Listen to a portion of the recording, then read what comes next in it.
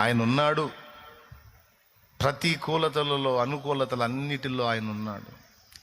జీవ మరణాలలో కూడా ఆయనే ఉన్నాడు. ఆయనకు ఎరుక లేకుండా ఏది జరగదు. తన చిత్తమే సిద్ధించుగాక అని ఆయన మీద ఆనుకోండి. అప్పుడు ప్రవేశిస్తుంది విశ్రాంతి నీలోనికి. ఒకటే నువ్వు ఆధారం చేసుకో, ఆయన నిన్ను ప్రేమించుచున్నాడు. అంతే. ఆయన నిన్ను ప్రేమించుచున్నాడు. ఏది చేసినా అది ప్రేమలో భాగమే. అంతే. ఆఖరికి జీవమరణంతో సహా ఏది చేసినా అది లవ్లో భాగమే. అంతే. అది నమ్ము, రూఢిగా నమ్ము, ఇంకెళ్ళిపో ముందుకి. ఏ కలవరం పెట్టుకోవద్దు.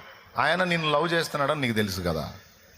పరిపూర్ణమైన ప్రేమతో నా తండ్రి, నా ప్రభు నిన్ను ప్రేమిస్తున్నాడు. అంతే. అదొక్కటి గుండెల్లో పెట్టు.